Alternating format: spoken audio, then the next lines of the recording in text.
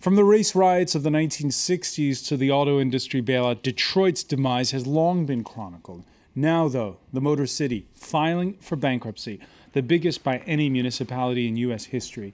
Why a major city has shed 1/4 of its population in a decade, how to keep paying pensions to all the retirees who've stayed put, that is just part of the story. Other U.S. townships are running scared. European banks have already announced tens of millions in write-offs on bad Detroit debt. Yes, it turns out that all of that bad debt that's been swishing around since 2007, well, it's still out there.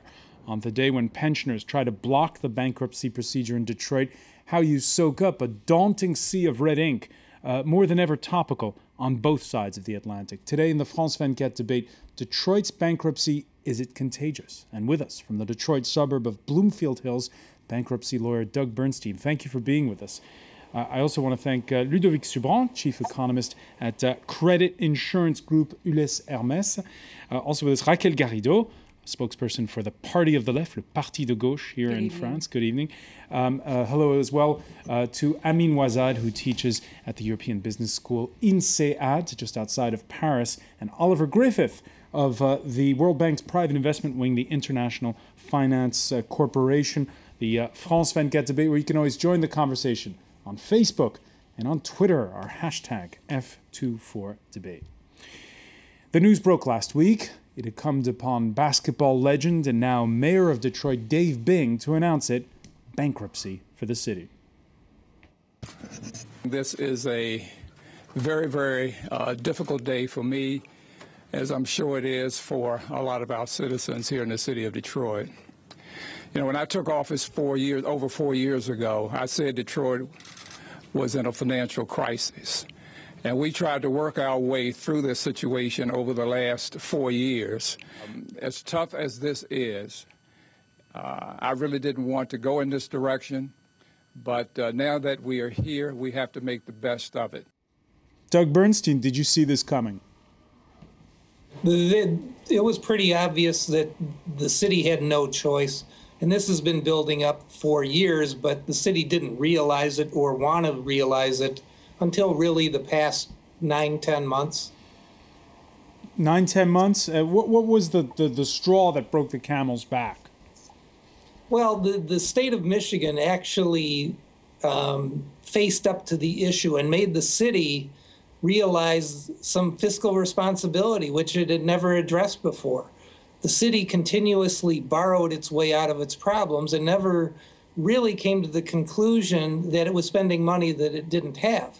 And the other thing is the city was built on an infrastructure for 1.5 million people, and with the population now about 700,000, they were carrying legacy costs that they just flat out couldn't afford, but they never wanted to face it for a variety of reasons. I was going to say, you were saying borrowing money they didn't have, but it also seems like a bit of a vicious circle. A closer look at Detroit's $18.5 billion debt shows that more than half of it is devoted to retired people, either through their pensions or their health care costs. And let me ask you, Oliver Griffith, it seems it's inextricable at some point, isn't it?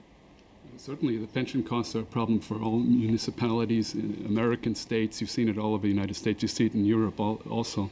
And these are costs that don't go away. They're fixed costs. And I believe the legal system in Detroit is structured in such a way that these are costs that you can't play with. There's certain other costs you can cut. You can cut certain services, public services, which becomes a vicious cycle. The more you cut public services, the more people move out of the city, and it adds to the cycle of a lower and lower tax base, whereas pensions you can't touch. So people who are young and healthy move away to look for a job, and those that are old stay put. It looks, I mean, this is not going to be just Detroit's problem in the future, is it? I mean, I guess if you draw the parallel a little further with Europe, you have both the aging issues, but you have, more importantly, the disindustrialization of Detroit. I mean, you have plenty little Greasies all over the world. You know, Detroit is one of them. It's just that the competitive adjustment that need to be done in Europe to basically get the effect of the job jobs destruction in the U.S., 10 million jobs in the recession, the lost tax revenue, the fact that the car industry in the U.S. has gone through Chapter 11 after Chapter 11. Indeed, people move out, they go to new growth centers, but it's the story of a chronicle of a death foretold, if you will. I mean, you really have here the perfect storm that Greece had to go through: too much infrastructure for too few people, desindustrialization, and somehow you also have mismanagement. I mean, we have to talk about this in the way that, indebtedness to the level that Detroit was indebted is not something that is sustainable in the long run. Mismanagement, but that is a key question, and it's one that Doug Bernstein was just mentioning, is, again, and it's one Ludovic just mentioned, how do you wind things down when there are fewer people around? I think that anybody who's been to Detroit knows that Detroit is facing problems that few cities across the U.S. are actually facing. You see that, as you mentioned earlier, that population has been declining since the racial riots of the 1960s in Detroit. And so the overall tax base has declined, and the economic activity has partly moved out of the city. So when we're talking about Detroit, we're not talking about the metropolitan area of Detroit, which includes the suburbs, where some of the suppliers and the more affluent white households are living. We're talking about the city of Detroit, which is a smaller area where mostly African Americans, so black people, are living. So this is one of the problems of this whole metropolitan area. You have a lot of activity, but it's not happening actually in Detroit. So I don't know what the mayor could do to address that problem, but obviously the sort of political economy structure is not in his favor, because he's seen population declines and he's seeing that economic activity is not happening in Detroit, even though the headquarters... Now, hold on. You say economic activity is not happening. We found a piece in on the website Quartz, which says that Detroit is still churning out stuff. In fact, manufacturing is up since 2009. The only problem, though, is that you can see the graph there. Robots are doing the work. Automized assembly lines are the ones that are doing a lot of the work in things like the car industry, and that's not going to bring the jobs back. It's a bit of a misnomer, but it was surprising to see, Raquel GARRIDO, that in fact economic activity hasn't crawled to a halt in Detroit. Far from it. I think the what's at stake in Detroit is the overall attitude of banks in the United States, all the way to the subprime crisis, and since then, you've had what you could call fraudulent lending in the uprise to the subprime crisis. People with low wages, then working 2 jobs, and then 2 jobs isn't enough, so they have to go into debt, and then banks lending to people that couldn't pay those amounts. But why did they do that? But here we're talking, I mean, we'll talk about the banks because it is core to what our discussion here. But here we're talking about the fact that it's an economy based to a large degree on industry, and that industry is becoming automized. And so as a result, how do you give people jobs, basically? Yes, but I can answer that. It's an important issue. But the reason why a city like Detroit goes into bankruptcy is not mainly the industrial reason. It's the main reason is national politics regarding the banks and regarding the bad bailout. The fact that at no time since the subprime crisis you've had an effort from the state, from the United States, to put a halt to those misbehaviors from banks. And what's happening today in Detroit is that when someone loses a job, there's 2 options. Either you have what you call automatic stabilizers, so you put money into that person who needs money, needs help, needs collective help, and so he can keep on living and sending his kids to school and not being out in the streets, or you foreclose his house and take everything you have and evict them from their house. And that's what's happening today. And so what's the cost of a family being in the streets because they've been evicted from the house is obviously much higher than what the state could or municipality could give that family to keep them in their house. I guess, I share Raquel's, idea of a missing safety net in the U.S. This is definitely the issue, but you cannot, with a safety net, complete the revenue that they don't have because they lost their job. This is temporary as a measure, no? The issue of the banking policy is certainly one in the US, but then if we draw a parallel again, the total assets of banks in Europe is double the size of total assets in the bank in the US, because the private banking sector in Europe is the third pillar of the monetary policy, let's be honest about this. But the problem is also the tax policy. During the Bush administration, there were many tax cuts for companies, and of course, these companies went through massive restructuring, and now that finally there is a rebirth of the American car industry, with automated type of assembly line, it's Taylorism at its best. I guess the idea is now to see what type of issue, what type of outcome could be for the U.S., this situation could be for the U.S. or the Great Lakes area, because it's not about Detroit, it's about Michigan State. And the idea would be innovation, which the U.S. don't spend enough in GDP terms, and trying to bring back productivity to the workers. And this is something that would attract mobility and more high taxes capability. on business also, because Currently, if one of the causes... They will have to do it, because of the debt ceiling and all these issues at the federal level. You need to take the money where it is. And we have to acknowledge the fact that some debt will not be paid, just like in Greece. The problem in Greece, I would say, you can talk a lot about mismanagement, but at the end of the day, what's going on there is a speculative attack. The bank's not going to get all its money back. Of course not. Right so now, that should be a good negotiation for the city. But instead of negotiating like the Argentinians did, or like the people in Iceland did, they're being victims of this situation. They should be offensive in front of the banks, right, well, and not as we speak, backwards. there is a courtroom in Michigan where there are pensioners associations, Doug Bernstein, which are challenging the whole idea of filing for bankruptcy. In fact, there's people outside with banners saying, "Make the banks pay."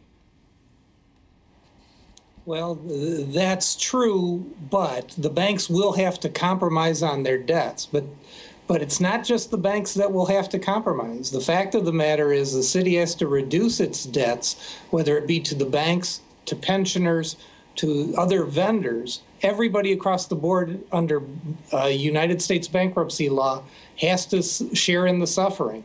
May not be equally. Well, that's not fair. Is he listening? I mean, not paying pensions can hardly be called. Paying pensions can hardly be called mismanagement, right? Paying pensions is what you do when you owe pensions. So the city. So if the half of the debt is paying pensions, then it's not about mismanagement, and it's unfair to have those families and those retirees paying for what is mismanagement in banks. Doug Bernstein, will those pensioners keep getting their pensions? For now, they're still being paid. They have been guaranteed that they will continue to collect for 6 months. Then they die. Beyond that, through the bankruptcy, that remains open to question as far as what kind of compromise will be offered to them. Part of the problem with the pensioners, and I agree, they deserve a lot of sympathy because they worked their entire career for the city under the assumption that when they retire, they were going to have something being paid to them that can sustain them. Because remember, they don't pay into Social Security here, and they don't have the safety net of the Pension Benefit Guarantee Corporation, which private industry does in the United States. But that having been said, they did not govern themselves through their own boards properly. They invested in some risky propositions, and they were, at a minimum, they are $5.4 billion unfunded. All right, we have a tweet from Viz Leroy who says, "Let's forget the hearing and just give Detroit to Eminem." Eminem for mayor, the rapper who is a native of the Motor City. But more seriously here, OUAZAD, how do you get out of this? It seems inextricable because in the U.S. you can cut on policing, you can cut on schools, but you can't cut on pensions. But I think that bankruptcy proceedings are a good way to restructure your debt. Essentially, this is kind of a formal process through which the city will actually clean up its finances and kind of look forward and make better decisions. I mean, as an example of mismanagement, if we talk about the specific example of Detroit again, rather than talking in general terms, One of the flagship examples of mismanagement is the people mover. Perhaps Douglas Bernstein, you've seen this transportation infrastructure that is actually quite a failure, with only a few thousand riders every year, that has cost the city millions of dollars, if not more. So the city is not well managed, and it needs.